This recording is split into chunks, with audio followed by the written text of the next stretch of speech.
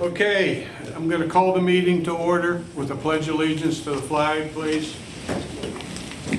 I pledge allegiance to the flag of the United States of America and to the republic which stands one nation under God, indivisible, with liberty and justice for all. Thank you all.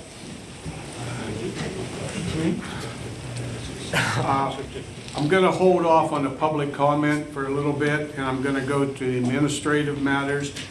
We have to approve our minutes of January 19th. I need a motion to approve those minutes. Okay, you'll second it? Yes. Okay. Any further discussion on the minutes? Hearing none. All in favor? Aye. Aye. Opposed? The ayes have it. Okay, at this time, I'm going to turn the over to Mr. Horvath, and we're going to talk to the Crawford County Fire Commissioner. Speakers. Okay, so first I'll give a little background. As you guys that were here 2 months ago, remember when we had the EMS commission here. The county currently has a fire and EMS commission. They're two separate commissions. They have members of the emergency service committees, or emergency service providers. Municipalities have seats at the table on these commissions, and they're looking at both fire and EMS. Obviously, we covered EMS 2 months ago, so now this is an opportunity for the fire commission to kind of state what's going on. I'll give a little background first. There's a wide variety. It covers pretty much the entire county where we have members from. Carneyetville, Eastmead, Vernon Central, Titusville, Segertown, Fallowfield, the city of Meadville, Westmead, Cochranton, Townville, Kearney Lake, Greenwood. All members of the committee come from those areas. They represent the fire departments of the municipalities in those areas.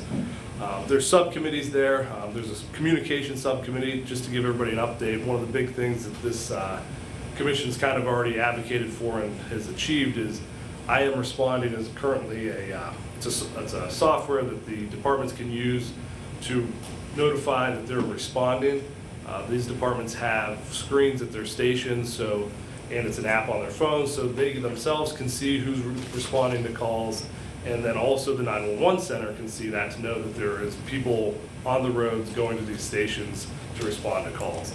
That was funded through the county ARPA money, and that was something that this commission's pushed through. There's a government subcommittee. That committee's looked at, how, the government can help, where the municipalities need to step in. Obviously, as we all know, the municipalities are responsible for providing fire protection to their municipalities. So this is kind of why the commission's here, to kind of speak to the COG, to speak to the municipal entities.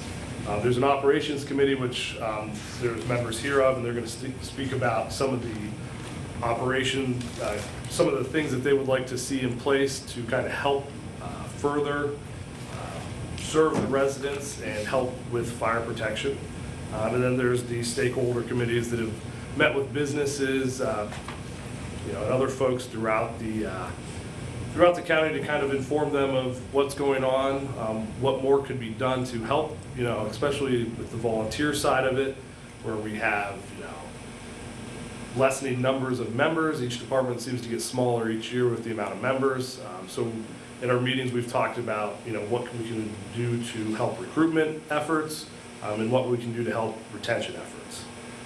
And so with that, I'll turn it over. We have Eric Costin, we have Jim Pratt, and we have, Joe Smock. So they're here to talk from the operations committee side of it. I'll turn it over to them. And if you have any questions, we'd like to hold them to the end and then let them go through the thing. We'll have some comments. So turn it over to you guys. Thank you. Jill, please. The members of the Fire Commission, as Robbie stated, were very appreciative that we were invited to the COG meeting today to discuss something that is not new. It's hard to believe that some of you may be hearing this information for the first time, but luckily the EMS Commission did pave the way for us, at least to a degree. The Crawford County Fire Commission, as we can see on the front slide, this is an informational brief to the COG members. because there's a lot of players at stake with this whole program. Not only the residents of Crawford County, 83,358 individuals, but municipal leaders of all types and all sorts in the current departments that are in service, both fire and EMS. All right, Joe. We wanted to give just a little perspective on Pennsylvania in general from a historical perspective. Pennsylvania is the birthplace of the volunteer fire department. It's hard to believe, but we are known for something. We can thank Benjamin Franklin in Philadelphia to develop the first bucket brigade. So the volunteer system actually came to light here in PA. Pennsylvania has the largest number of fire departments across the state than any other state in the United States. Some of these statistics will come back from the historical perspective as the presentation goes on to make a little bit more sense. Pennsylvania is a national leader in the number of personnel that respond, both for fire and EMS. Under the direction of Governor Schaap, if any of those in the room remember him in the early 70s, he actually was instrumental in creating the Office of the State Fire Commission. Beyond that, there was also a fire study that came about called Pennsylvania Burning that was published in 1976 under Governor Schaap. At that time, in 1975, there were an estimated 360,000 members taking care of fire and EMS in the state of Pennsylvania. The next few slides will take care of some of those discrepancies that we are now seeing today. Those numbers do not reflect the same. Under President Nixon in 1972, the first fire study was created called America Burning. And you'll see in the next line there's a blank spot followed by a number, the number 90. Those were the number of recommendations in that first study that were provided to the President of the United States to correct some problems that were obviously being found and identified as early as 1972. We're now 51 years past that mark. One of the main recommendations, as you can see in that following line, was this needs pushed down to the lowest level of government. The lowest level of government is now sitting in this room with us today. That's you folks. From that, in my hand, I have a copy of the National Commission on Fire Prevention and Control that was written and given to President Nixon at that time. Remember, this is 52 years ago, that approximately 62,000 people die in fires in the country each year. 51 years later, those statistics are different. They're much higher. The average cost is around $10 billion in loss.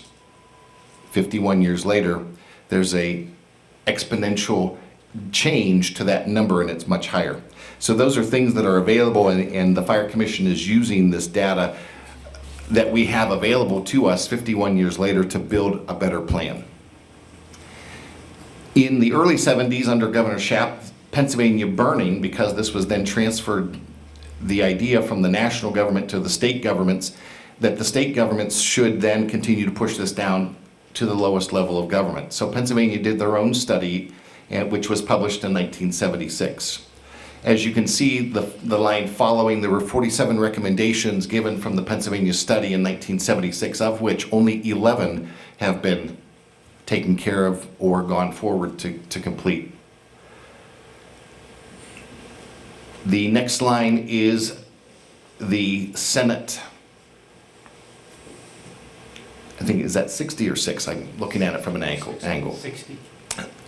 Senate Resolution 60, that was another fire study completed in 2004. In parentheses, you see how long it took to get to even 2004. I believe that's 28 years if math is correct. And the following line again gives recommendations to the right and the number of those recommendations that have been pushed forward and put into an idea to help with the current problem or crisis.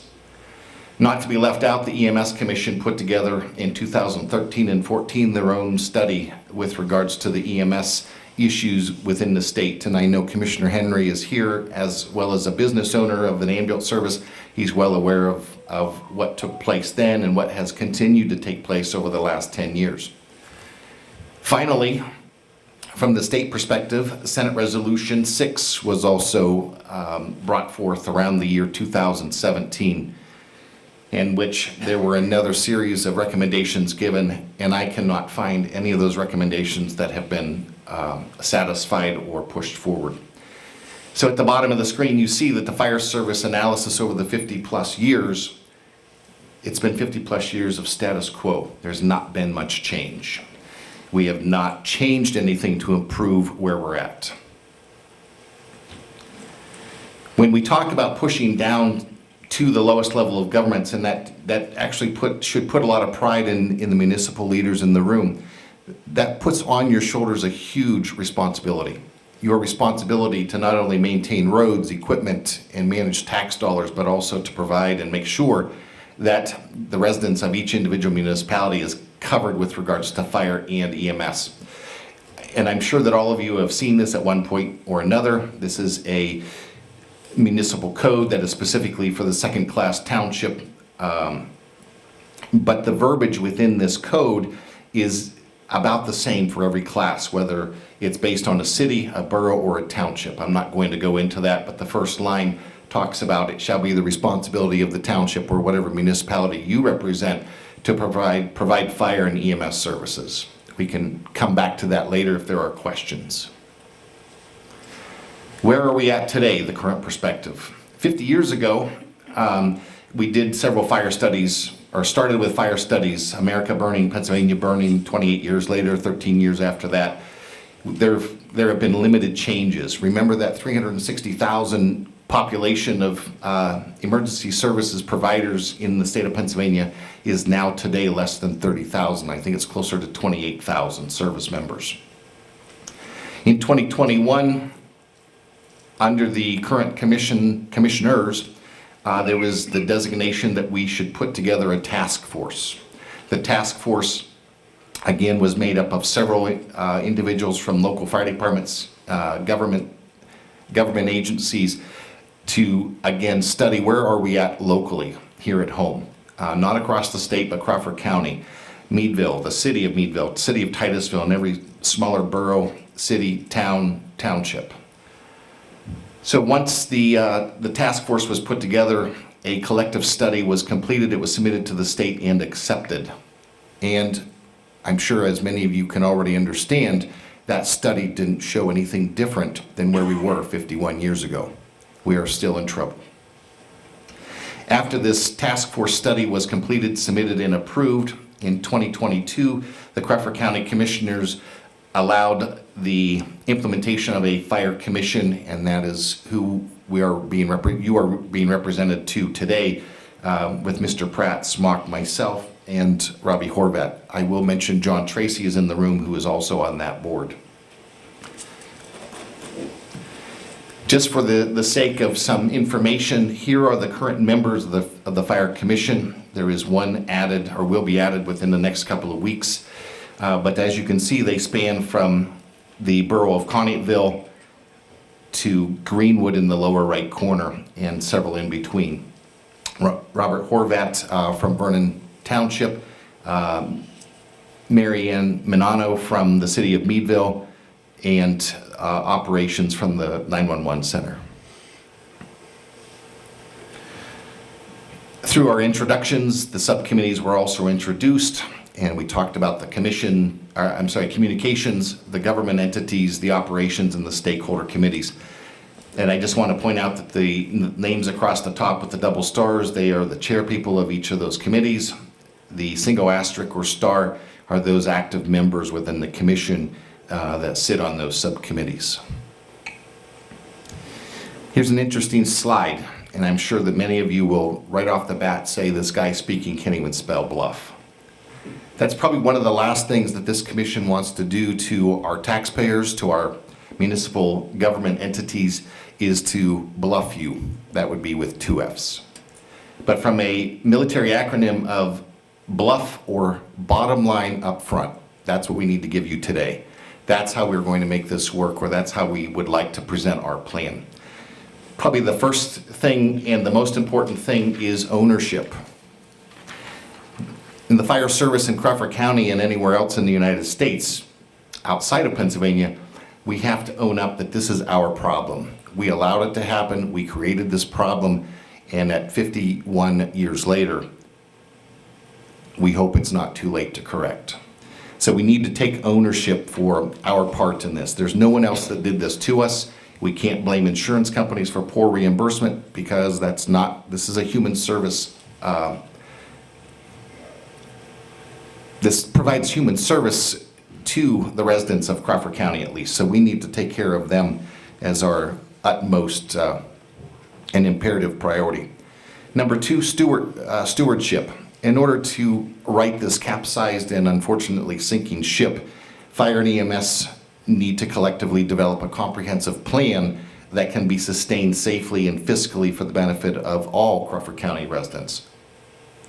And finally, we need to be able to develop the relationships, not only with the communities that we represent, but fire services and municipal agencies, our supervisors, our managers, to develop this working relationship to go forward to protect all of our primary stakeholders. That would be the residents themselves, the municipalities, and of course our current emergency services providers. Without a plan, you know, anything that we talk about here and we present today will never go anywhere. There will never reach a phase of fruition because there will be no negotiation, there'll be no compromise, there'll be no understanding of where we are in plight of the fire service, fire and EMS service, and without understanding, there can be no forward progress. So one thing that we'd like to add is change. Change is probably one of the hardest things to develop in the fire service. We do not like change. We do not like to talk about change. And one of the most dangerous phrases in the language, at least in the fire service, we've always done it that way. But if you look at the right side of the slide, the same old thinking gives you the same old results. And then I bring about the definition of insanity. Insanity is doing the same thing over and over again, hoping for a different outcome. You know that doesn't happen. Through the Crawford County Fire Commission, there's been a lot of information coming back to us. We talk about understanding and getting out to our public for this understanding, but the communication we're getting back already that is now starting to be defined much more clearly and people are understanding is we are not trying to take over the county. Neither the Fire or the EMS Commission, we are not attempting to take over the county. We are not trying to take over or close any of our current emergency providers in the county, would be fire or EMS.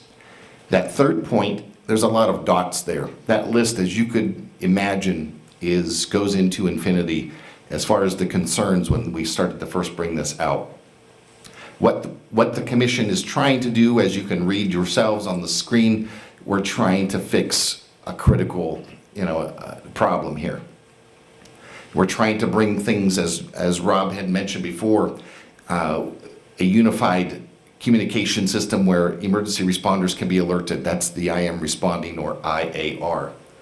We're trying to ensure that municipalities are covered when stations go into a limited status. And that would be, and I'll use East Mead as the example, Monday through Friday we become a drive-through community. East Mead is as a drive-through community. Monday through Friday we do not have emergency responders. Being in a limited status, we will call upon the next available department to assist us. That way the residents of East Mead can still be covered with regards to EMS and fire. There will be no delay, no wait. It will be there. We want to improve the training in Con Ed or continuing education for our responders, both fire and EMS. We want to develop agreed upon SOGs, or standard operating guidelines, standard operating procedures, that we all function as a team, a well-oiled machine, if you will. And lastly, accountability. For years, and even those of us sitting at this front desk, we've been individuals. We've been individual departments, with boundaries. We've been individual departments with, a sake of a chip on our shoulder, so to speak, that no one can do it better than we can. We're starting to realize that our thinking over all these years, that was the wrong approach. We're all in a brother and sisterhood in this particular aspect, and we need to strengthen those bonds once again to make this work. The interesting picture on the right, I understand that it's blurry, but when it was taken in the late 1800s, you would understand the clarity in the pixel is not there. That picture is of a fire department in California whose last name, or the name of the fire department, is the Last Resort Fire Department. That is where we are at. We are running out of time, we're running out of people, we're running out of resources. We are at the last resort. In the column on the left, I won't read all of those, but those are the goals that the Fire Commission has developed and what we want to do for this project. And we can come back to that with any questions. Briefly, emergency call volumes. Now, these are not specific statistics that we received from the Crawford County 911, but it's a much easier number ratio for those in attendance to understand. I do and will freely admit that these numbers can go up or down with a matter of plus or minus 5. The ratio is 25% and 75%, and what do those numbers represent? In Crawford County, 25% of the call volume is fire related. That's not very many. 75% represents our EMS or ambulance response, which could include motor vehicle accidents, rescue, and anything along those lines. You can obviously see as an audience that the main issue, even though collectively it involves fire EMS, that EMS is the one currently being pounded the most with the number of responses across the county. So you may ask, do you have a plan? We do have a plan, but it's one that is currently living, it's breathing, and it continues to evolve, and we would hope that in the future we could bring back a more finalized plan to this particular body to discuss that at length. But in the interim, we have some a prelude to what we're looking at. This is a station out in the Midwest that is running the current plan that we're operating. There is a fire department in Georgia outside of Atlanta that is running a similar platform where we end up with regional staffing. The parameters of what this regional staffing would involve is a 2-man team, and I use man, gender non-specific, of course, that we would provide emergency services, both fire and EMS, to the residents of Crawford County, every single one of them. This plan would be to involve a Monday through Friday coverage at this time when we are at our worst viable, or the worst time that we don't have the municipality covered with, each volunteer organization that may be currently providing that primary service. As you can see, and you are all very well of this particular map, this shows all of the municipalities and boroughs within Crawford County. Every single one of those municipalities and boroughs need to be represented by this plan. We cannot afford to essentially allow Concordan to have the cream of the crop and to have Beaver Township in the upper left corner go without. We have to develop a plan that is essential to everyone in this county, all 83,358 individuals. Your next question may be funding. What makes the most dollar and cents? We have to come up with a plan. We do have some objectives on the table. Our current governor has alluded to providing some additional funding to fire, EMS, and even police services. We'll see where that goes. That's still early in that phase. I know that the municipalities have been approached in the past about some additional funding. If we were to rely on each individual municipality to provide their own funding, to provide their own fire service, it would never last. It would go broke across the way. And I can use East Mead Township again. If we were to raise $1 million for fire and EMS coverage, that would only net around $18,000. Again, that's not an exact number. However, if we use that $18,000 across 67 municipalities in the county, that comes up to just over $1.2 million. Remember that number, we'll come back to that.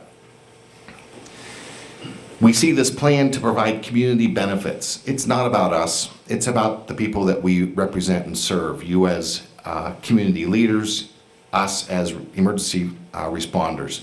We have to ensure that the beneficiary, our community, are the ones that reach this benefit or receive this benefit. Towards the bottom, we wonder about some of the volunteer services. In actuality, the volunteer services do make a profit, but not a profit in the sense that they are rolling in cash.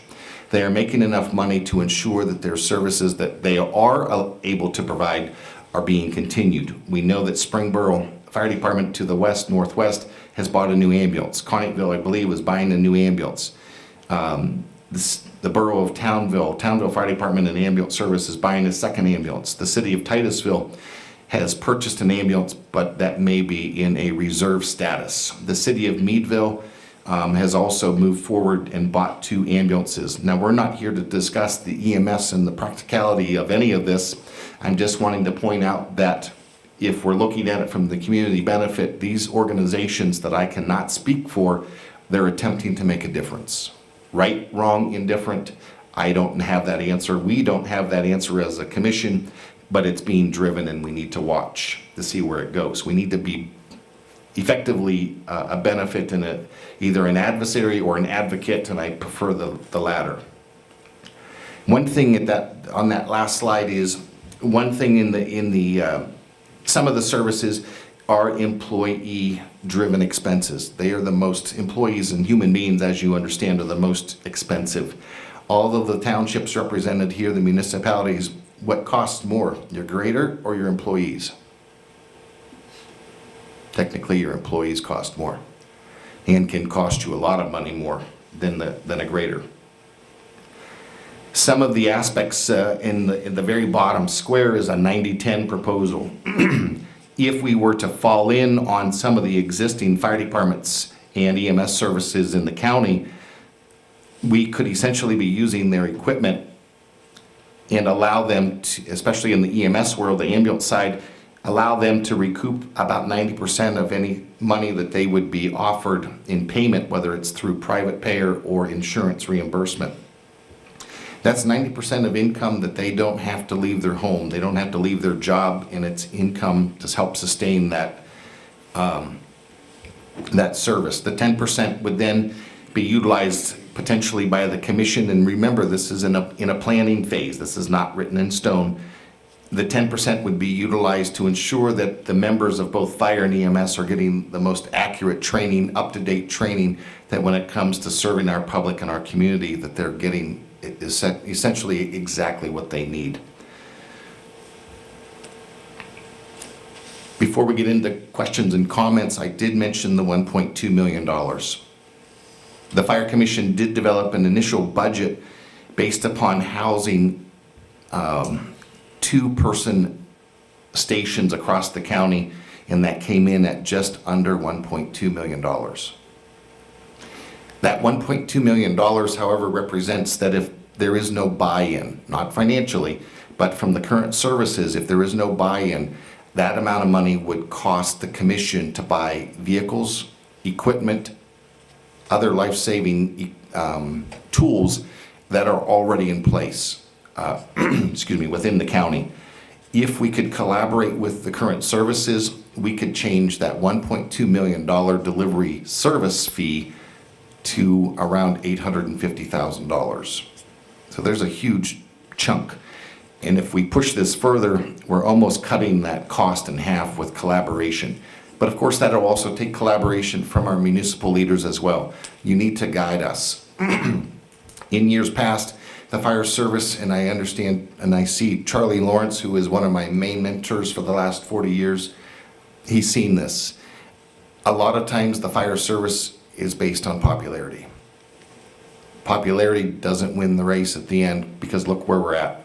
And we need educated individuals. We need educated individuals from the environment, from the community, to help us run our financial and business affairs. We need somebody to help us do something as simple as keep our yards and landscape up to date. If it's cleaning trucks, helping with maintenance, if you're retired and looking for something to do, operate our equipment, just to give us a hand across the board. That does stem into some retention issues that we're currently attempting to address, but that's something that we will come out with in the future. I'd be happy to take any questions from that presentation.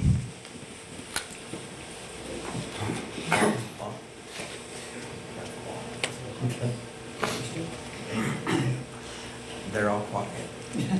That was a lot of information, we understand. Eric?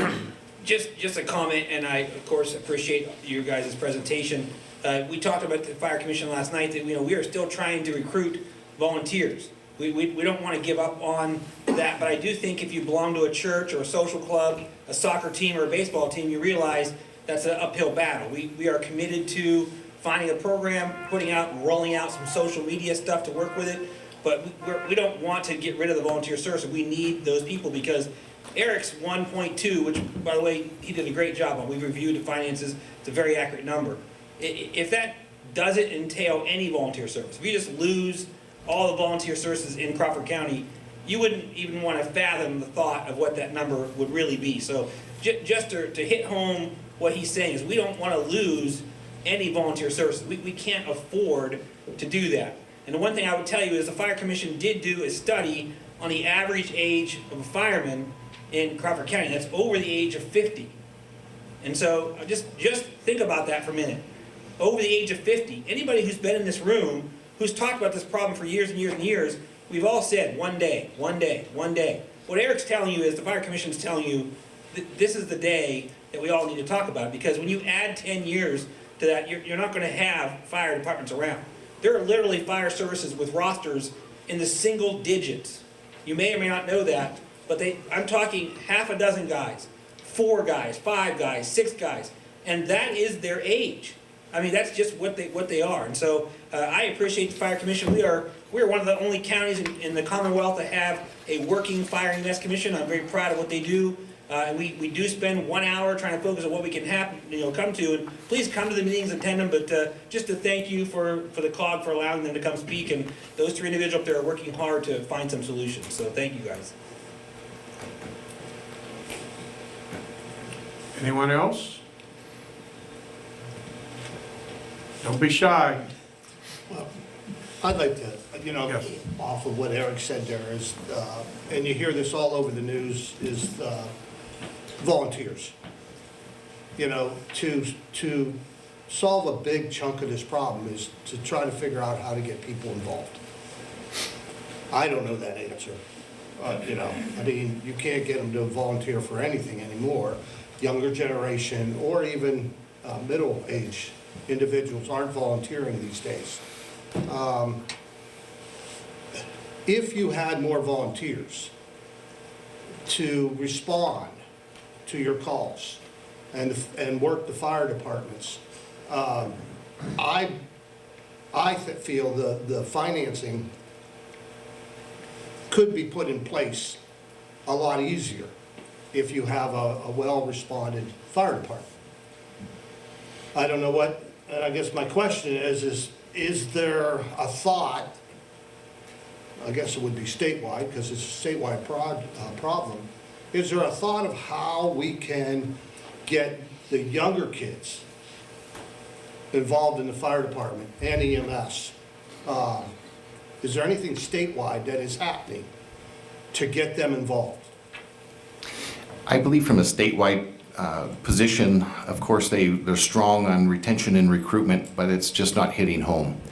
If you look at the average high school student, whether it be from the age 14, where they're allowed to start participating in fire and EMS responsibilities and training and duties, what position, physical position do you find them in? As I use my cell phone as an example, you see what color their hair is and not a facial expression, and that's sad. And we've turned everything into a technology-driven thing, but we need to use that technology-driven thing to our benefit. All of our reports, whether medical or fire, are technology-driven. The I Am Responding system is technology driven. We have something called MDTs that the county had allowed us to use through something, a division of FirstNet or AT&T, where we're getting live information from the dispatch center that you don't hear over your home-based scanner. So there's a lot of technology that we need to figure out how to combine our current teenage population and let them help us. There are reports after each individual call that needs to be submitted. There's a section called PENFERS, the second one is NIFERS, and that talks about the property loss numbers, it talks about the valuation of property loss, it talks about deaths, both civilian and fire or EMS, and those numbers are real. If you look at the news and watch about highway incident deaths are huge among EMS that are providing care. But back to recruitment, we did, as a commission, we tried to speak with even the VOTEC. The VOTEC may have an aspect where they can provide some classes, early classes that could benefit the students, that could apply to their graduation credits. In both fire and EMS, in part of their courses or classes, part of the class would be then to volunteer. That's part of your class, to volunteer at a local agency where they live. We met a lot of resistance from the current VOTEC leadership in that VOTEC is designed, at least the way we understood it, to provide jobs locally. I guess if the volunteer fire department and EMS services were tool and die, I guess we'd have an in, but not. Under the plan, if you remember, we just talked, and I know that I touched only on several points in a summarized fashion. We're developing jobs. We're developing jobs across the county, and as fire departments go away, and that is not our wish by any means to have any volunteer fire department or ambulance service go away, but somebody is going to have to fill that void. So with our plan, it would be a plan that would continue to grow in years to come. I only can use East Mead as an example, not that we're in that plight. My current role as fire chief there is, but I can use East Mead as the example that if East Mead goes away, our two supervisors in the room would have to come up with a meaningful plan on who to replace the fire department with. That then will cost the township more money to connect with Westmead 2, Blooming Valley, Randolph, Cochranton, Westmead 1.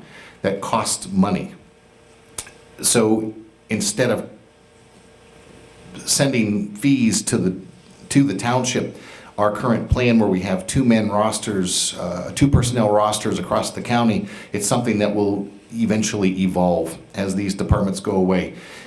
We know of departments that have gone away recently, and I use that term not in a derogatory sense, but Conneaut Lake Park was the most recent fire department to disappear off the roster in Crawford County. We had a merger of two fire departments, one of Hartstown and East Fallowfield, now becoming the Fallowfield Fire Department. Sadsbury East Side was a fire department many years ago. Summerhill Fire Department towards Conneautville was in existence and now gone. So these fire departments will slowly go away. And a lot of it may not be financially driven, but membership driven. So we go back to the premise of what can we do, to Mr. Simonette's question of to involve these individuals. It has to be incentivized one way or another.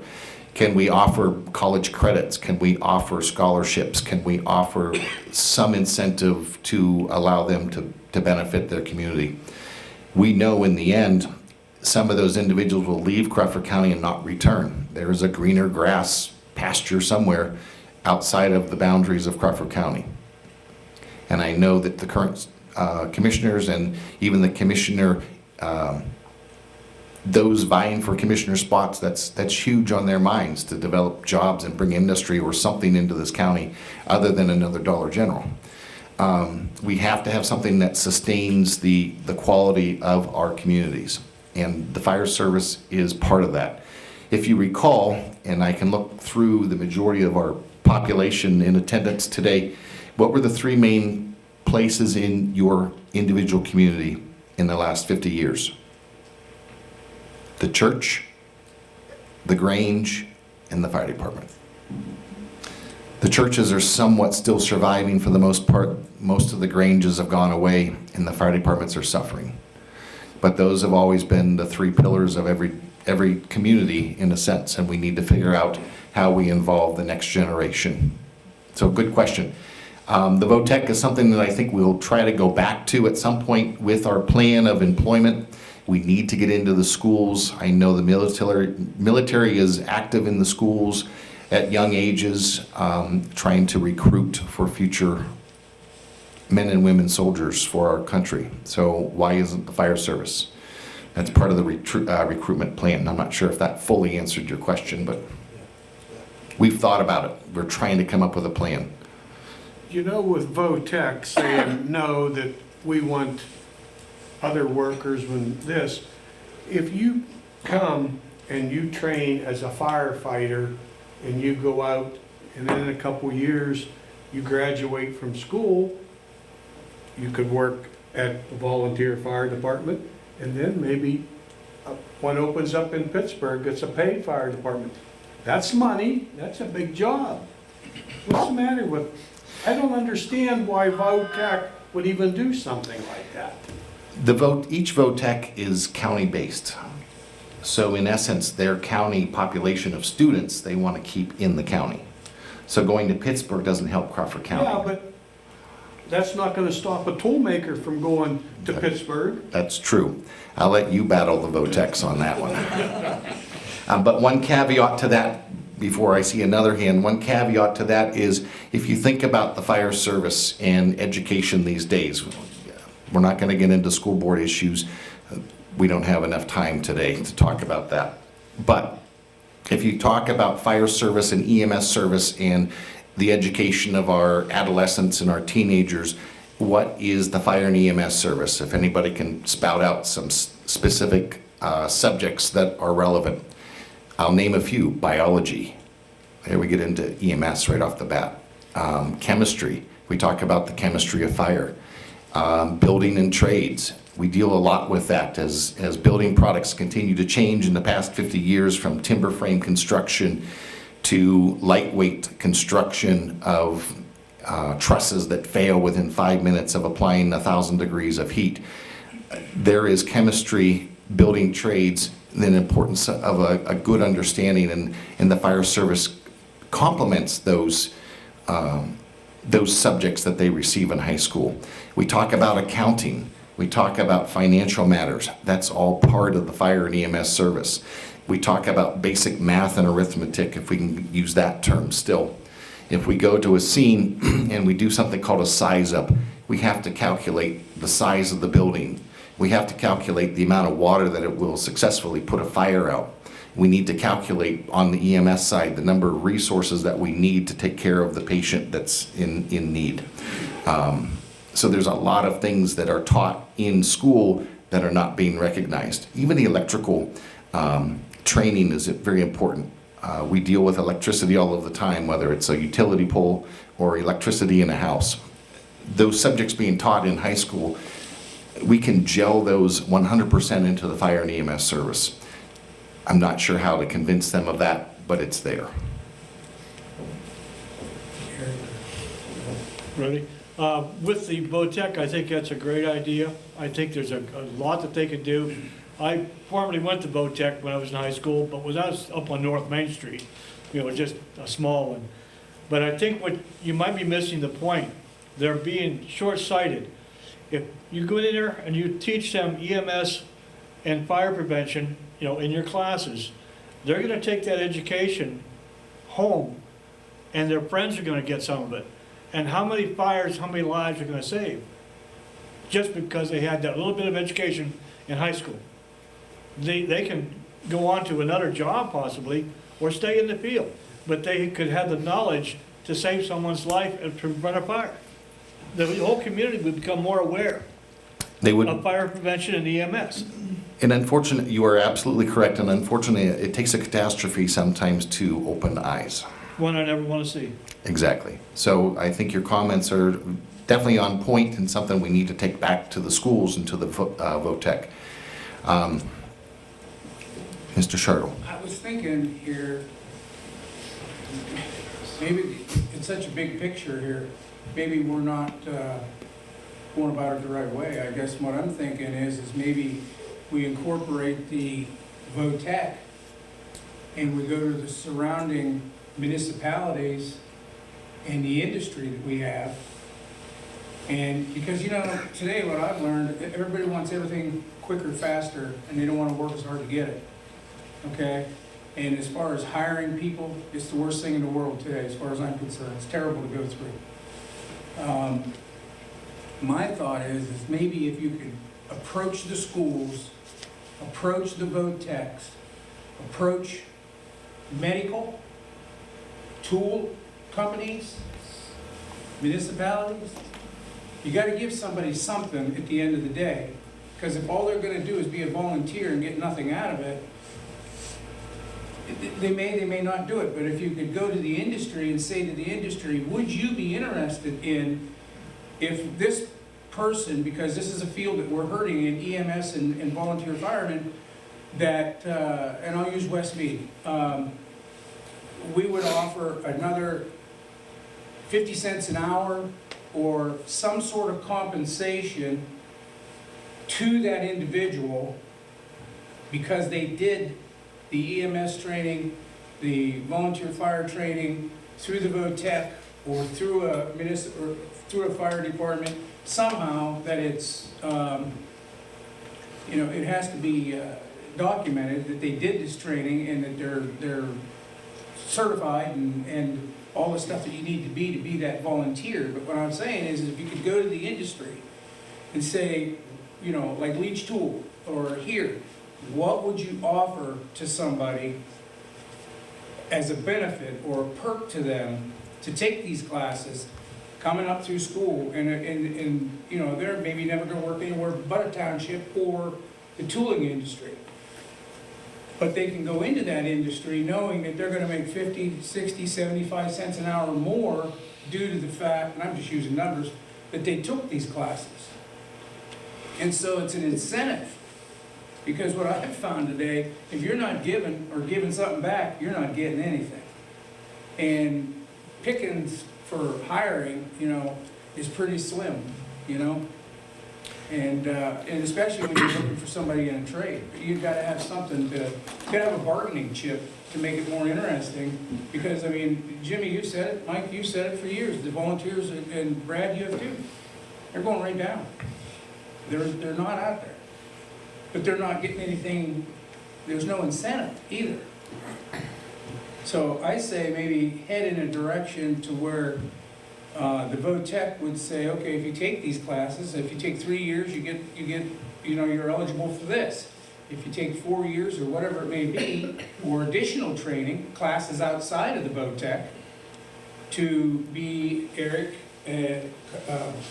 Henry, you were talking about what it costs to make a EMT. But if they were willing to take different things and be more active and certified in these classes, that it's a benefit that wherever they would go to work, whether they choose this field or that field, that there's an incentive at the end of the day. You know, I did all this stuff, I proved it to you, and, you know, I'm worth that extra whatever per hour. That is something we definitely need to look at with regards to, again, we'll use the word incentivize this project. I do want to ask Jim Pratt and Joe Smock to give some additional insight that I haven't, but I want to just give a little personal platform that some of you may already know. At my current age, and this falls under Commissioner Henry as well, Eric Henry, a friend of mine, owner of Meadville Ambulance, he's kind of came up through the ranks the same way. He started at Townville, I started at East Mead. In 11th grade, I finished the EMT class before I even finished high school. Was in the fire service. This is my 40th year with East Mead. I've been an EMT 38 years, and I went on and helped my college education between my accounting background, my criminal justice background, and my medical background as a physician assistant. 30 years I all owe to the fire and EMS. So it's there, but you're not going to hear these stories too often. My intent never was to leave Crawford County. And people ask me why. Of course, my intent is to reach a little bit higher into county itself at this point. But it's that strong strength of fire and EMS from 1987 that put me where I'm at today. And the training and education can be a huge pathway, a door opener for a lot of people, especially kids that have no idea where they want to go in life. I spoke to Fire Chief Scott Shell this morning about one of his members who I knew growing up and was a very meek and timid individual. His family background was the same. But when he got involved with the fire service, he became a different individual. He came out of his shell. He became somebody. He had more direction in his life. That's what we need to give people, give kids, college or high school kids. We need to help guide them. They may not always have the best guidance at home. Their peer pressure is awful, and I think the fire service could definitely help with regards to mold our generations to come. Jim? Okay, I'm going to say to Charlie Lawrence, he taught my very first aid class way back in 19... No, it's very honorable to be able to say this, because he taught my very first aid class when I was 16 years old. I joined at 16. I've been in the fire service 46 years now. Okay, that led me to get my EMT in 1983. That led me to become a nurse. That led me to become a nurse on a helicopter. I just retired. So this service led me to a great profession. Okay, there are jobs out there that you can go off of the fire service and EMS and make a sustainable life. Okay. Another thing I want to bring up is Eric brought in that we have companies out of service. I just called up today's request. Department 3, Fire Limited, that's Cambridge Springs. Department 15, their ambulance is out of service. They can run QRS. They have one person available today to run QRS. That's Lyonsville. Randolph, Fire Limited today. Department 20, ambulance is out of service. That's Summit. Department 22, that is Spartansburg. Ambulance out of service. Townville, ambulance EMS limited. They have one first responder available today. Department 37, Mill Village, ambulance out of service today. Department 89, which is Jamestown, PA, fire limited. They have 2 members. That's all they have. They have a junior member and a senior member. I'm teaching the junior member right now in essentials class. He says we have 2 people that respond on calls. This is how bad this is in this county. We need something done. Okay? So thank you for your time. I just sit and hear kind of the same things over and over, I guess. Recruitment, retention of volunteers. We've tried, we've been down this road. Young people do not want to fundraise. They don't want to come to pancake breakfasts every Sunday. They don't want to sell raffle tickets. They don't have time for that. They want to go on the glory stuff, the fun stuff. They want to go on the calls. If they're going to spend 200 some hours to get trained in just firefighting, and then another 200 plus hours to be an EMT, they want to go do what they spent hours to do. The VOTEC, they'll help, but we got to have jobs. Jobs, part-time jobs, full-time jobs, just the job. People that are young, they want to get paid to do this stuff. The volunteering is slowly dying, if not dead already. We are here to try to keep the volunteers that we have that are experienced to mold the young folks coming up. The only way to do that is to create jobs. There are incentive programs in the state, but that relies on you guys. You can, right now, as borough and township folks, make it so a firefighter who lives in your borough or township would not have to pay local tax. Now, is that enough incentive to keep somebody? It's a lot of paperwork. So I live in Richmond Township. I pay a fire tax. Richmond Township has a fire tax. That's something that can be done also. There's probably some in this room that do have something like that and some that don't. So me, as a resident of Richmond Township, I get my spring tax bill. It says fire tax on it, and it's like $28. It's like buying a raffle ticket, but only everybody's gonna buy the raffle ticket. So back to it's hard to get people to volunteer, and we could look at incentives and things, but in the long run, it's more paperwork for the volunteer fire chief to do, to keep track of, to only maybe get $25 off of your tax bill. I mean, nobody's gonna volunteer and stick around for just taking $25 off their tax bill.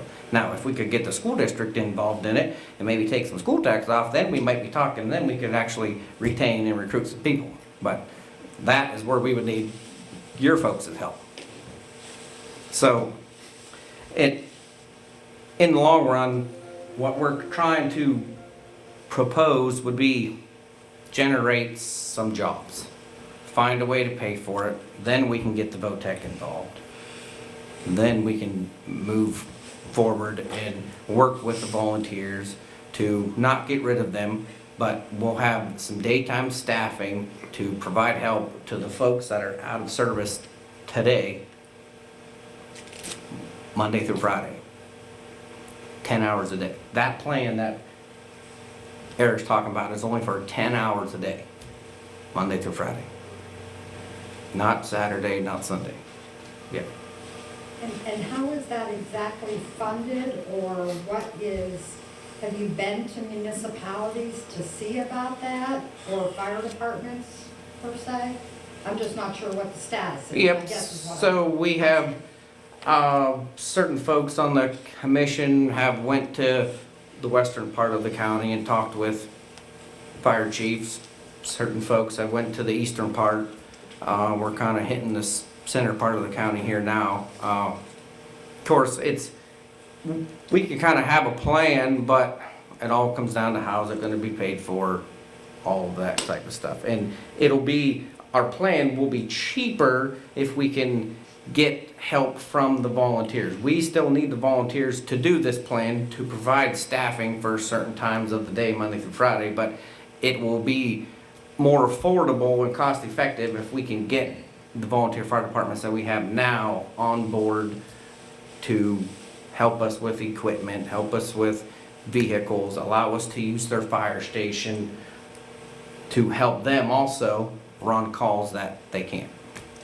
Joe, if I might add to that, Jill, so the county has, and currently is looking through our planning department to SAFER grants. SAFER grants are actually municipal-led fire EMS grants. The county actually is eligible for those in certain circumstances, so we are looking through that process, which, just so you know, and everybody up there knows, SAFER grants expire. So it gets your time, Right. it gets your personnel, but at the end of the day, you still have to find the funding. So that is one of the options through the planning department. We're trying to find some of those grants that would work for that. That is the key, but it does rely on people like Representative Roy and the governor to find an alternative funding, which, similar to what you guys do with EMS, the COG should probably write a letter and say, hey, listen, there needs to be a way to fund these fire services even to limited levels. So we are working on that, but the answer right now is we're not exactly sure, so.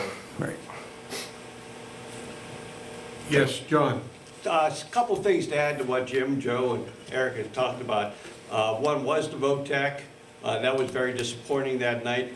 A good example, like Jim said, my daughter took the EMT class 19 years ago as part of the school curriculum, Conneaut School District.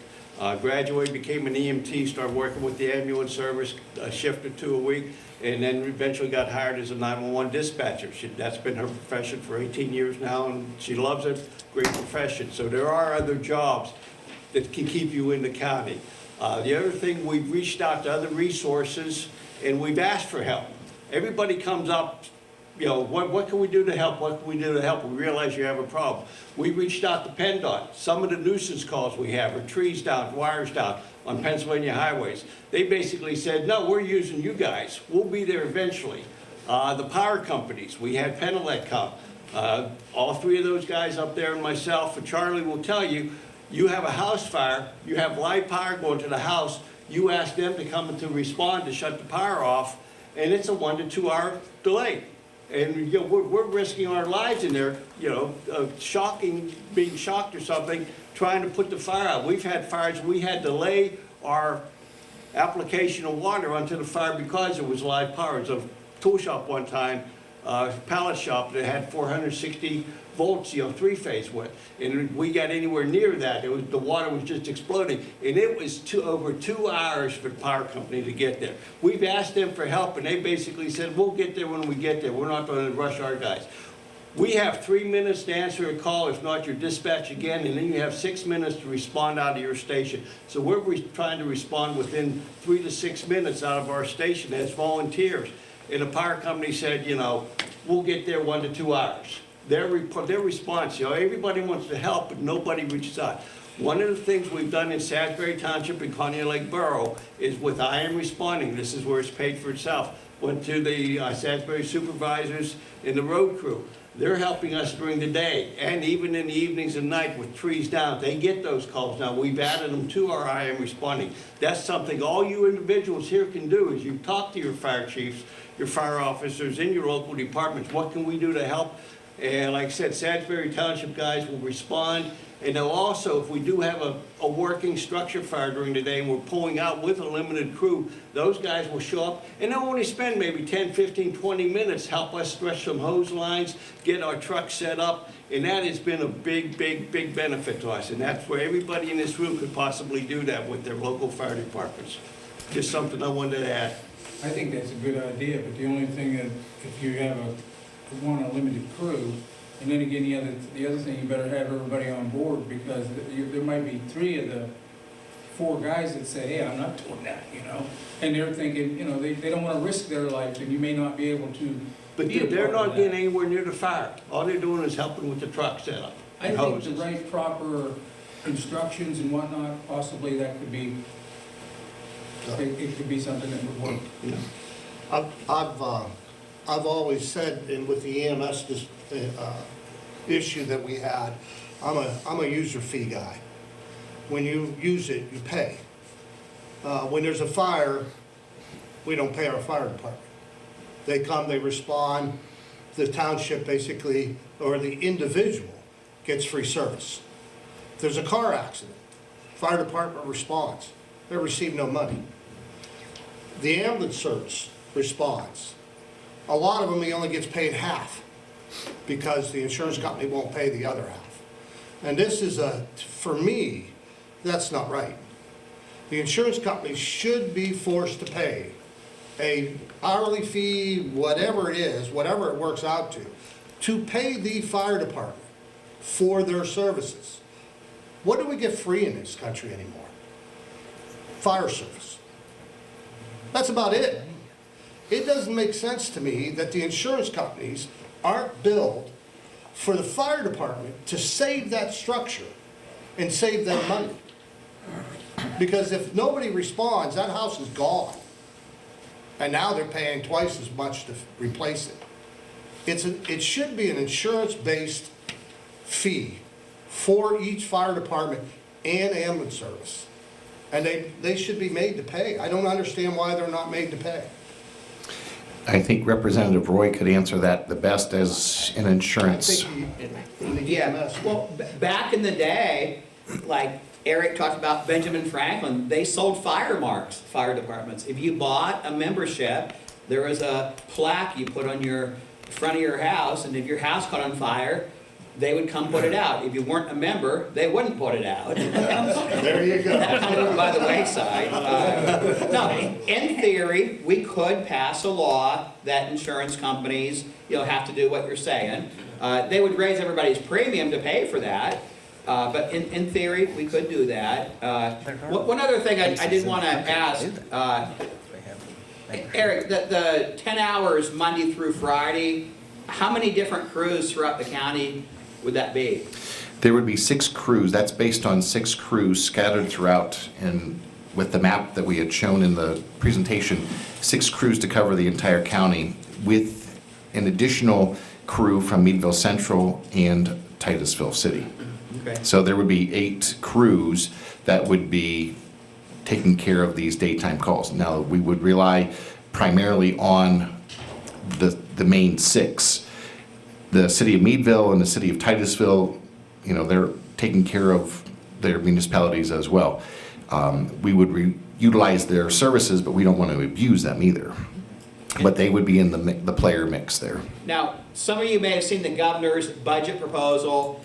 There were some, I call them table scraps for fire and EMS, not really any meaningful dollar amounts to solve a problem this big. But even that being said, the governor's budget proposal spends about $2 billion more than the actual revenue is going to be this year. So even if something was in the proposal, you know, it might be funded, it might not be. But as far as the volunteer service, I was a volunteer for 23 years. I've been inactive for the last year and a half. I was an EMT for 18 years. It was with Eric at East Mead. I don't think it's realistic to think that after a nationwide, all 50 state decline in the number of volunteer firefighters, it's just hard to imagine any situation where those numbers will start going up again. Because for decades, you know, there's been talk about what can be done to help retention, what can be done to get new members. So I really do think having, you know, paid crews to supplement the volunteer crews, that is a reality. And one last thing I just want to pose to you guys. In your municipalities, if you had volunteer road crews, whenever it snowed, at 2 o'clock in the morning, if it snowed, volunteers would come down the township building, get the snow plow, they would plow. 2 o'clock during the day, if a pothole developed, guys would leave work, not get paid at work, go respond, fill the pothole. If it got to the point where there weren't enough volunteers to do that, nobody was plowing the snow, nobody was fixing the roads, nobody was replacing culvert, what would you do? I think most of you would probably hire some employees to do that kind of stuff. And I'm just wondering, is fire the same thing? We could change a state law, but the state law is municipalities are in charge of fire. Municipalities are in charge of roads. We could change a law and make counties in charge of fire.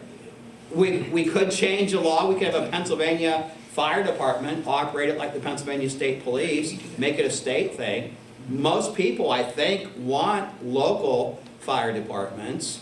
So it's just, I'm just throwing it out there. You know, it was talked about before, but most scout troops, 4-H clubs, church boards, the Rotary Club, I mean, no organization has as many volunteers as they did 50 years ago, and every single year, almost all those organizations have fewer and fewer and fewer volunteers. So I just think, you know, trying to think of how to get more volunteers probably is not realistic, and having municipalities step forward and pay towards the cost. Because you got to remember, when people, you know, when I was a volunteer, active volunteer firefighter, like was said before, in addition to getting up at 2 o'clock in the morning to go on a call, in addition to being work getting delayed, in addition to missing some of the games that your kids were playing, stuff like that, you also have to work a lot at raffles, bingo, fair stands, you know, things like that. And that's a lot to ask for a dozen people in the municipality to do all the work, and then the other, you know, 1,500 people benefit. It should be something that everybody contributes towards. And, you know, so just a consideration that municipal budgets should be funding fire, just like municipal budgets fund, you know, road stuff.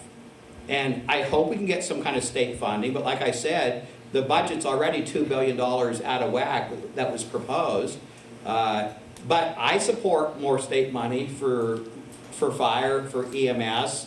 Most legislators support more money for education as their top priority, even though we spend more than almost any other state per student. But every year it's the same thing. Education funding always gets a big increase. Everything else gets whatever's left over. So that's just my 2 cents worth. That was kind of long. That might have been 3 cents, so I apologize. Do you think that this should be set up as Crawford County or statewide? Set a thing up where we would maybe go to the Pennsylvania State Association of Township Supervisors and sent something up that it would be put to the legislation and see if there's help there some way? I don't know, I'm asking. I think that needs to be addressed at that level, but remember the current state law puts the responsibility at the lowest state level. I understand that. So we would have to rely on Mr. Roy and his 202 friends to pass that law and then get it through the Senate. Now, 2 things have been introduced this legislative session, Senate Bill 501 and Senate Bill 502, which would allow counties to create EMS authorities and counties to create fire service authorities, which I think is along the lines of what you're referring to. That way it would be an authority that would not necessarily be tied to the county itself, but operating under an umbrella of the county to make sure that these services were in place. It may be our source of revenue generation as far as how it would be funded, but there is some legislation in place. I know we have one already for the EMS that we sent there. I do believe that one went through. Am I right, Jill? And they say that they're done taking new bills to be brought before, but I was on the resolution committee, and the day that before that we went in there, there was always new legislation that we brought up, and sometimes it went through, so I don't know. It's a possibility that if you wanted something brought up, that we could write a resolution and turn it in, and they might take it up. I don't know that for sure. I believe PSATS has a resolution that's currently on the books regards to funding for volunteer fire departments. I believe there's one. There's a couple. Yeah, I believe there is already. Our county association did submit a resolution forward for funding in regards more strictly for EMS, because there was no resolutions at the state level, at the PSATs in regarding EMS, but there was for volunteer fire departments. So I think there's already one or two there. Okay. I don't remember exactly how they read, but I did one a long time ago, and it was a number, it was probably before COVID, that we would try to set something up where the fire departments would be with the school boards, and the school boards would set up schooling that they could do, but I don't know that that ever went anywhere. That's been a long time ago, almost too long ago for me to even remember.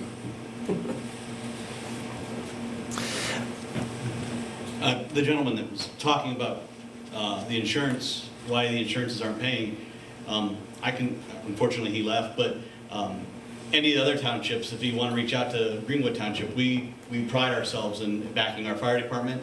There's ordinances you can pass that you can get insurance information or insurance funding from them. Since county got the MBTs for the fire department, our fire department is billing on any motor vehicle accident. Now, Greenwood Township covers a large section of 79. They have seen their profits, or they've seen money coming back from them double since those MDTs have got there, because we're able to bill quickly and get them bills out to the insurance companies. So there's ordinances in place that you can put. You can put an ordinance in place to have, we have a fire ordinance where it says you can bill for a house fire, but we will only bill there's a $500, usually a $500 fee there that's for fire departments. Obviously, people who live in our township, we don't charge them if we don't get that money. It's just, if the insurance pays it, great. If not, we're looking right now into changing the ordinance for the motor vehicle accidents Right now, it's just, we take what the insurance gets, but we realize that the majority of the people that drive through our township may not be township residents. And so if they do not have a residency in the township, we're looking at being able to bill them the remainder under that ordinance. If we can make an ordinance that would bill the, if the insurance pays, if you bill $750 and the insurance pays $500, are we allowed to go to the driver for the other $250? There's ordinances available, there's things you can do to help the fire department get that insurance information. You just have to be willing to do it, to make the ordinances and do it. How much a year do you get down there in Greenwood from that? Off the top of my head, I know last year they were over, I think they want to say $14,000-15,000 they got just in insurance from motor vehicle accidents. And that's better than nothing, but with a fire engine costing $600,000. Absolutely, I'm not saying that it's... every little bit helps, but some kind of more, permanent. I mean, we have a 1 mil fire tax right now that they get as well as that too. So I mean, it doesn't, that 1 mil helps them, basically our 1 mil to them gives them the ability to pay their bills for the year. So there's plenty of options you have as a township supervisor. You got to be willing to do it. And I know there's plenty, I talk to a lot of fire chiefs, as being an assistant fire chief for the fire department as well. There's a lot of townships that just want to do nothing for their fire department, and it just blows my mind when that happens. Do you know, Eric, how many municipalities in Crawford County are doing the property tax millage to support fire departments, I mean, most of them are not doing it, right? That's correct. There's 67 municipalities, and I think that it's a single-digit number. A lot of the municipalities do donate. I know Summerhill and Beaver don't have it specifically broken out, but they do give 1 mil to the fire departments. That is correct. There are several, East Mead being one, where we don't have a specific tax set aside, but the township does. We don't have we probably give more per capita than most municipalities, I would bet you. And it's all good that the fire department is getting some donations and funds, but a lot of times those donations and funds, you can't pay personnel with those funds. So we can have the shiny gear, we can have the nice big trucks, but we don't have people to put on those trucks. We don't have people to put in that gear. That's a lot of some of the state stuff that volunteer fire departments can't use their money to pay for somebody to man their station.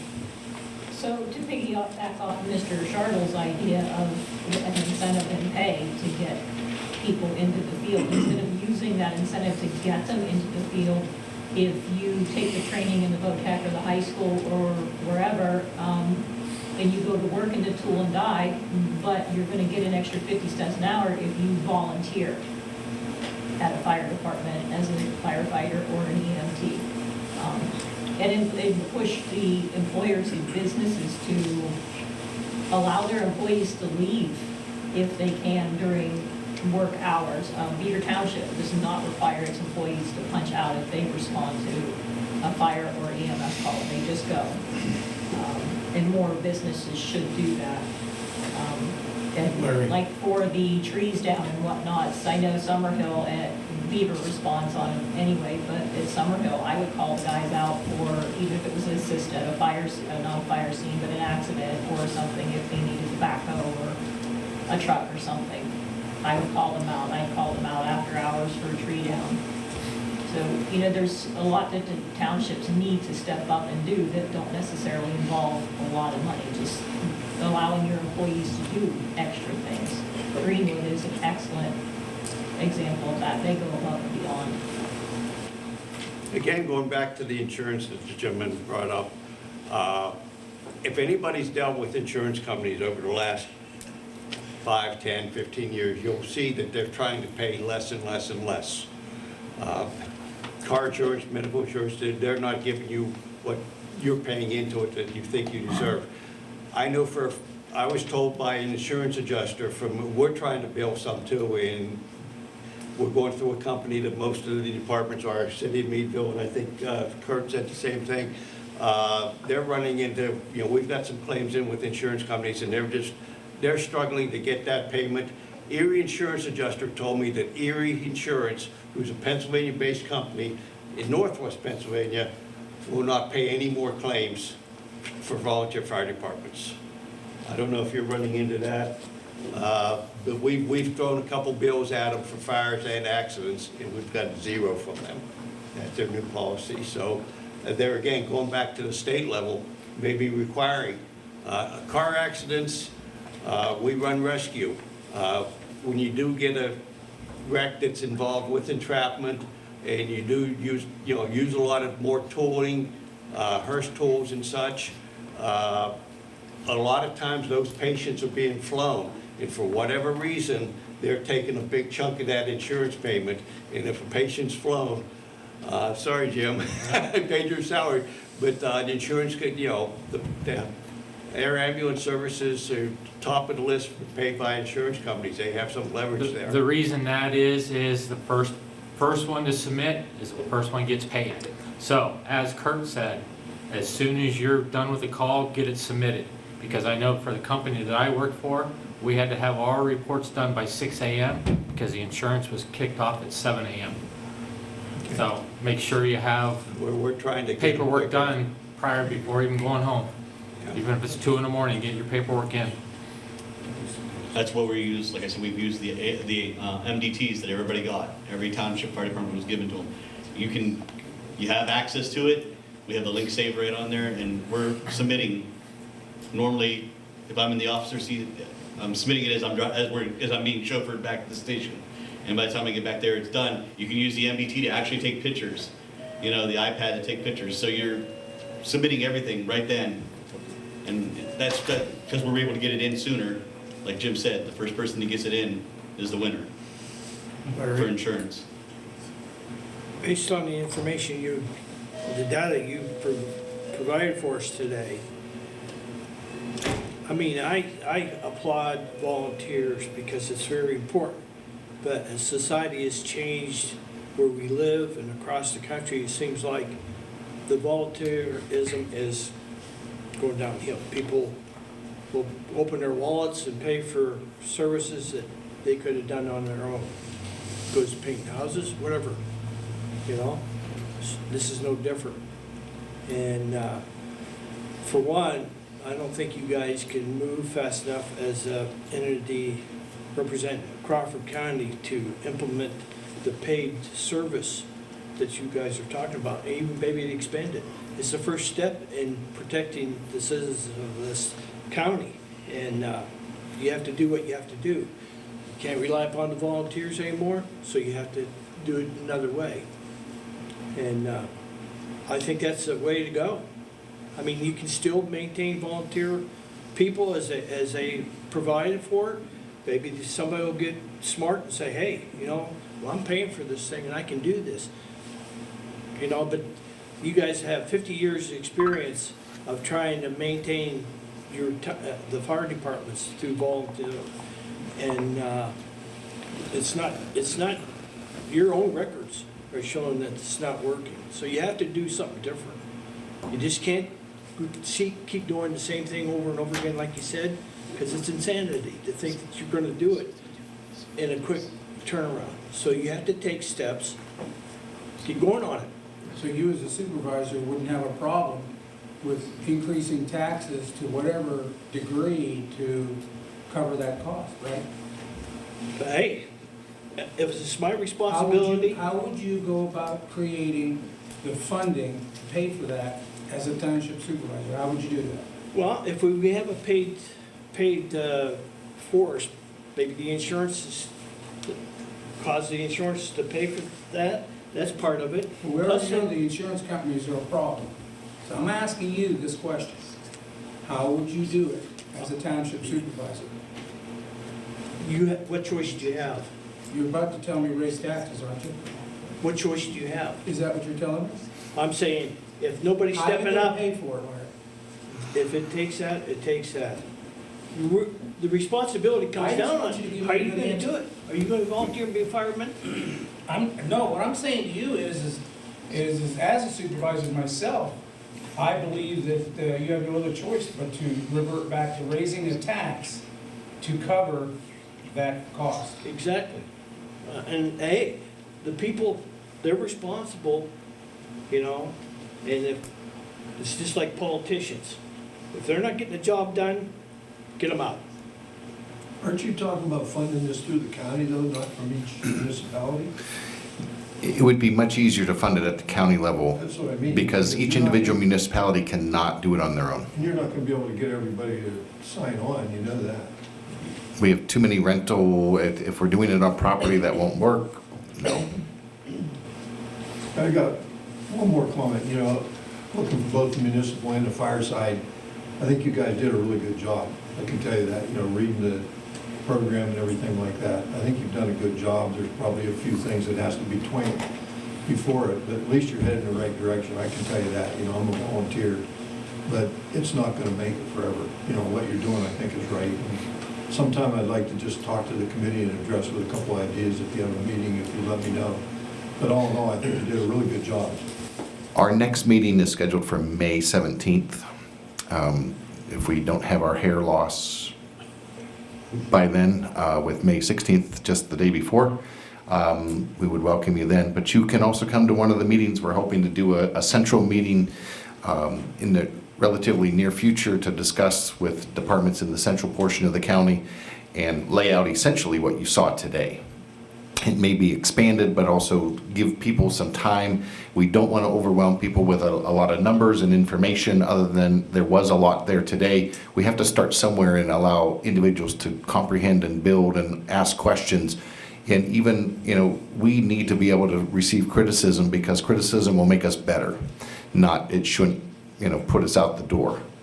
But, so May 17th or before. Big Mike. I hear you. I hear the fire commission, I think is great. But you're preaching to supervisors here. We know there's a problem. And we're hearing everybody loud and clear. As a past firefighter and EMT, that, I hear you. But we can only say so much. We have to get it to the people, to how they understand it. And maybe make up a TV commercial. But people, and you have the local thing here, they can watch on TV. But we don't hear anything from anybody, any of the residents in the township about EMS, fire, nothing. It's all working. They think it's great. But they're not hearing you about volunteerism. And that's where, listen, as much as, you know, people, you know, don't want to come out and help. And we have to get these young people involved with this. And I don't know how you do it, but I know there's kids that are in trouble in this town, but it all starts at home. And, you know, our home life is not like it used to be. So I think you have to get a plea to the people. And with you guys in there and you know, and you have your slide here, that's great information, but they have to see it. And I don't know how you make them understand it. And I guess if they don't want to understand it, then we're gonna hit your wallets, and that's the only other alternative we have to do it. You don't need a fire department or EMS until you need them, and you hope to God that they're there. That comes to the third point and about the middle of the presentation where I misspelled bluff, or at least some may think that. Under the relationship, we determined as the commission that it was much easier to build a relationship with our municipal officials first, and that's what we're doing today. Because everybody has to be on the same page. We have to be able to answer questions back and forth. We have to develop ideas. We have to develop a solid plan that is achievable. So we actually are coming to you not only to explain our presence, but also to get your input to help build this plan. We have to do this together. And then we will entertain those comments from the general communities who are either not going to care, wish they cared after the fact, or it's another day in their life. There's no doubt about it. By having everybody countywide, or hopefully maybe even statewide, you get them all on the same page, going in the same direction, you'll get more accomplished that way. The only thing, I heard you say something here just a little bit ago, that you said that, you know, because of the renting, people that rent don't pay taxes and all that other stuff, where we don't get that tax dollar. Somewhere, somehow, I guess maybe you gotta forget about how fair it is, because the bottom line, whether it's fair or not, doesn't matter whether you pay taxes or you don't, or you do, you're still gonna get that service. You're still gonna get that service. So maybe there's a way to create it that the owner absorbs it through rent and he pays that way or something, maybe. But I don't think you're ever gonna find a fair way. I was all about that phone tax to help Eric's situation out in Crawford County. Because today, everybody has one of these things. You got people out there not paying their sewer bills. You got people out there not paying their electric bills, car payments, taking care of their children at home. But they got this, and they're paying for it. They're keeping it because it's a way of life now. So it's not gonna go away. The phones aren't gonna go away. They're just gonna get bigger and better. So maybe, you know, you go after that and whatever else, not just one thing. But I think you need the money before you get the people. Because I look at it today, we just hired how many people we hired here? 2, 3 people here, we just lost all 3 of them, or due to wages. Couldn't pay them enough. All 3 of them left because of the same thing. We thought we were doing the right thing. You know, and it's all about the almighty dollar, the root to all evil, money. If you had a pocket full of money, Eric, you could probably solve this problem. Him too. But it's a county problem, that's for doggone sure. So how to resolve and fix it, I don't know. I would say money solves the problem if you're willing to pay people to do it. Because you can throw all the money you want at a volunteer fire department and they can have very nice trucks, very nice gear. They can have top of the line stuff, but that doesn't put people in those seats and people in that gear.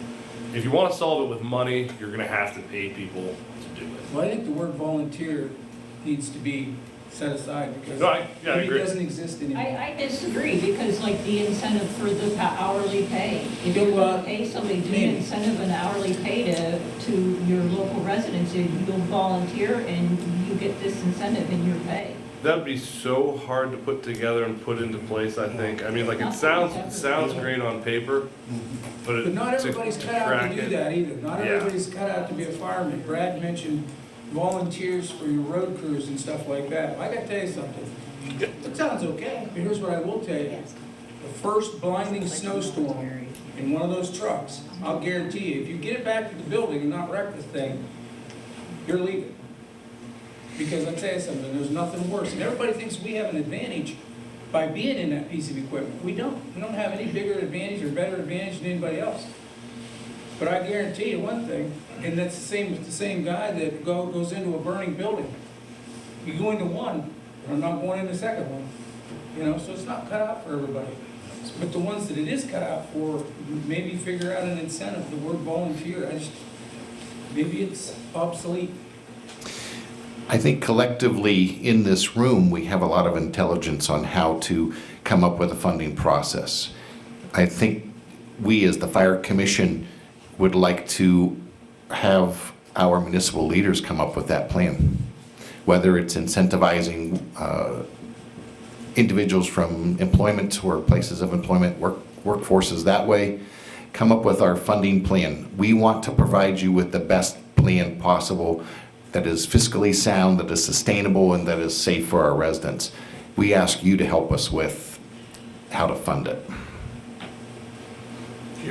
I think what the problem is, we need help from the legislature. They can make it so much easier for the townships to support these fire departments. In Vernon, we looked at all kinds of ways to get the money to the firemen themselves. We can't do it. The only thing we can do is give money to the fire department. So each year, I push, Rob can tell you, I push to increase that dollar amount for the fire department, because I know what a valuable resource that is. But if the legislature would tweak it and open it up a little bit so we can do something for the firefighters, the volunteer firefighters, that would help a lot to keep them and incentivize more guys to come in. But the laws won't allow us to do it. So the legislator's a big key to help Hey, real quick, guys, thank you. I have to go. I need to get to Erie and pick a truck up to get a volunteer to drive that thing in the morning. But thank you. Thank you. Jill?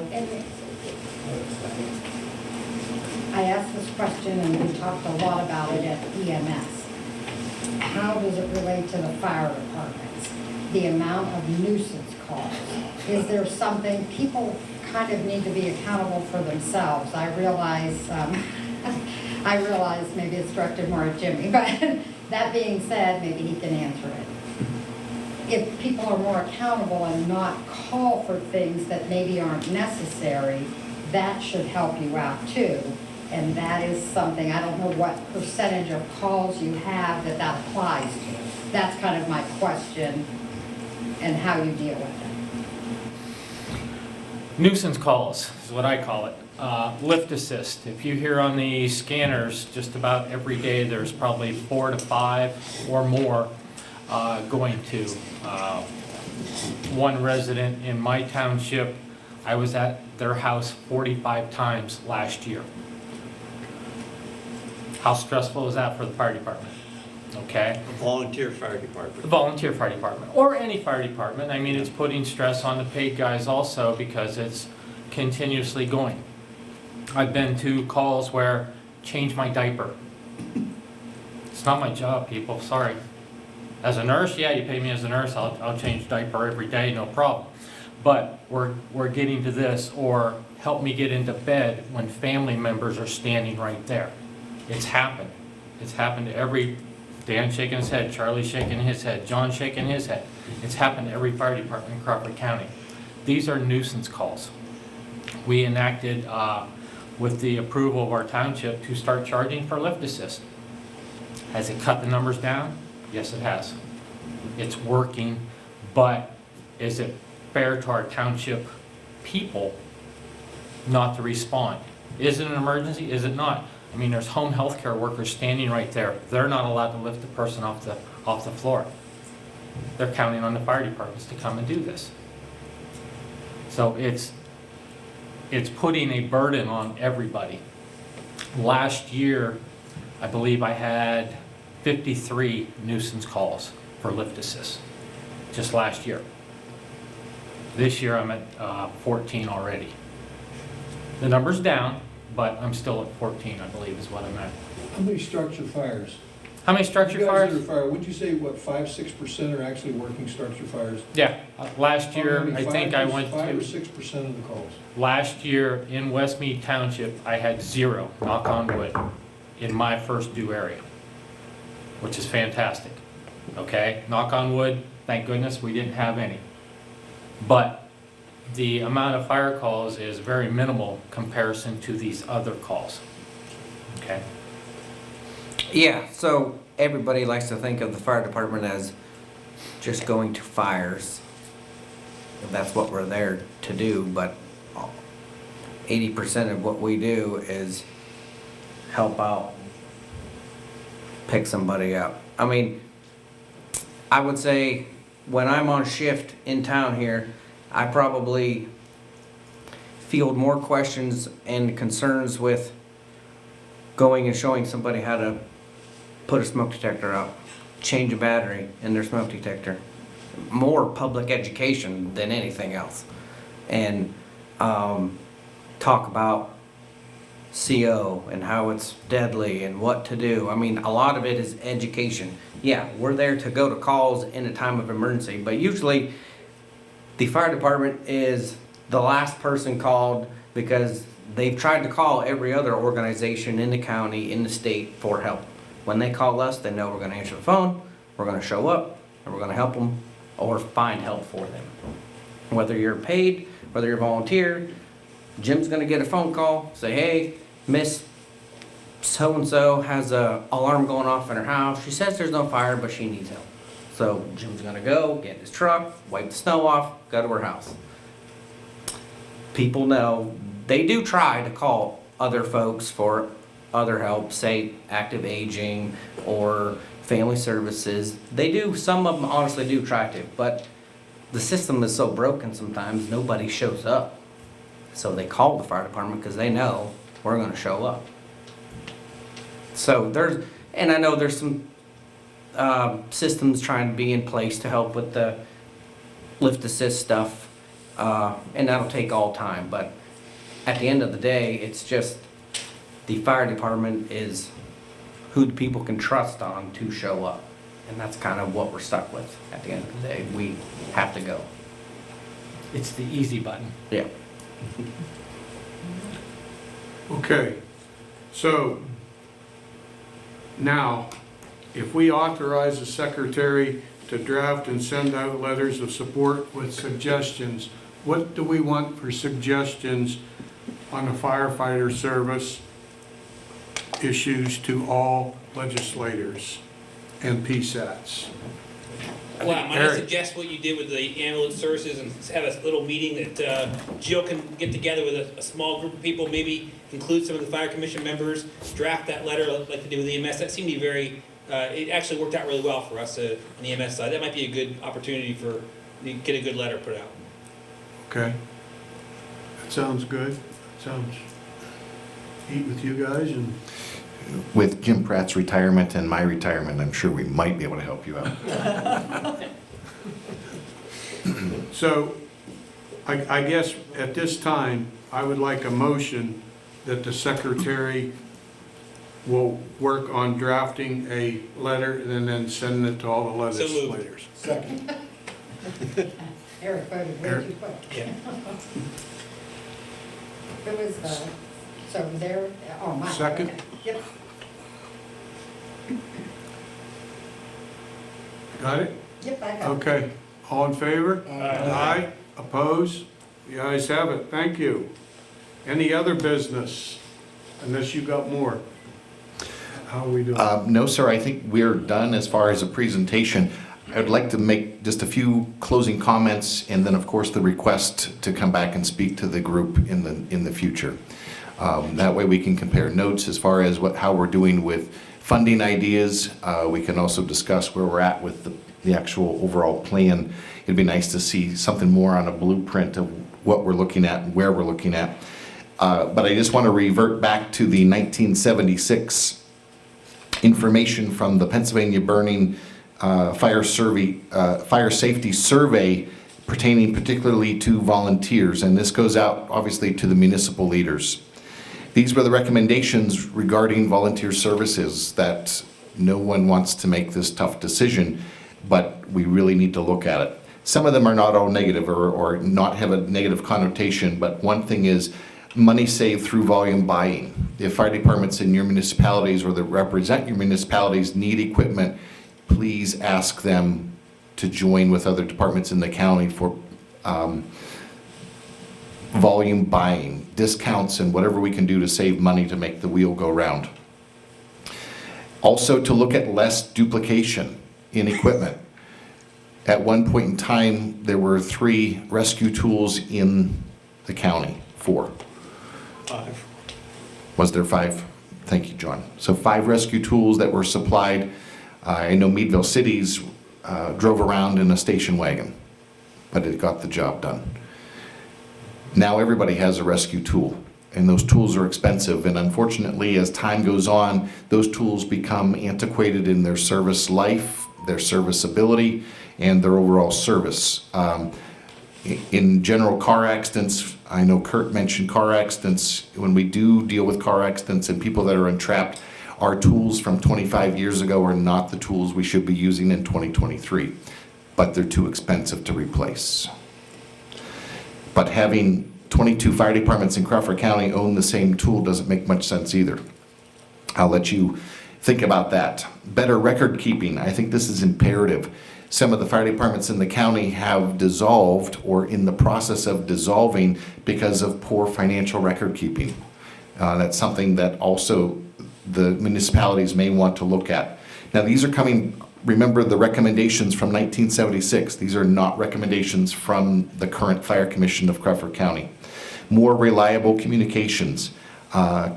Director Beveridge from the 911 Center is not here, but he is jumping leaps and bounds for Crawford County to ensure that we have the best communications with the help of the commissioners and of course the input from the fire and EMS departments. We need to have good radio communications. And I think that that is much better than what it was 40 years ago. We need to provide a faster response and overall greater effectiveness throughout the county. And that's some of the plan from the Fire Commission that we want to do. We want to ensure that the plan is in place where people will have timely aid when requested. Better training. Training we talked about with the VOTEC. We talked about training within house. It takes time. The requirements for training have also hugely increased over the past 40 years of what's expected and what's accepted across not only the county but the Commonwealth itself. The one that's going to hit home and be the hardest, and I need to swallow my pride and accept number 6, more efficient manning through elimination of small companies. There are 22 fire departments in Crawford County. We can't all survive. We will do our best with regards to the commission to come up with plans and how to supplement the volunteers that are there.